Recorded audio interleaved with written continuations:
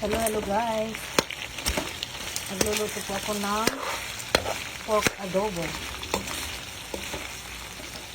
Ayan guys, oh. Actually, ano na siya. Luto na siya guys. Ayan. Ay. Yummy.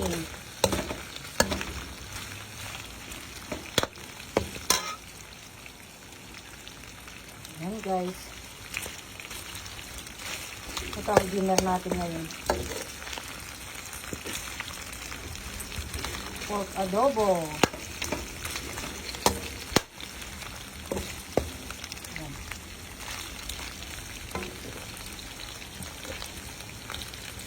Ayan. Okay.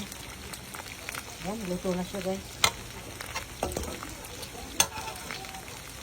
Hello guys, ito rin meron din tayong binili sa Filipino restaurant. Ito yung dinakdakan pig head ito, dinakdakan. Ayan. Tapos ito naman isa, yung tainga ng baboy, adobo. Pig ears adobo. Tapos ito naman yung dinuguan, ayan. Dinuguan. Ito yung mga gusto ng dinuguan dyan. Ayan. Ito hindi ako nag-ulam ng dinuguan. Ayan.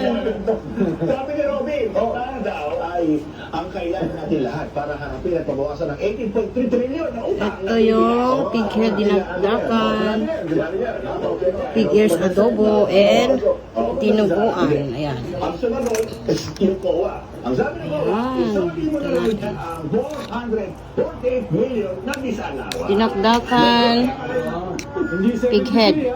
Yan, masarap. Gusto ko yung hindi masyadong taba. Tikman natin. Of Ms. Sara Z. Duterte, Vice President, Ms. Gina Acosta, Special Dispersing Officer, and Ms. Juliet. Ito naman yung adobong tainga ng baboy. Office of the Vice President is hereby denied. Accordingly, Commission on Audit, Intelligence and Confidential Funds Audit Office, Notice of Disallowance Tainga ng baboy na adobo. 2024-002-100. Ito naman yung dinuguan. Pero hindi ako nag-ulam ng dinuguan. Hindi ko alam. The confidential expenses of the OVP for the period from December 21 to 31, 2022 in the amount of 73,287,000 is affirmed. Tsaka sabi mo yung utang. Yummy, yummy. Baka nakalimutan ng mga tao. Assume si Digo.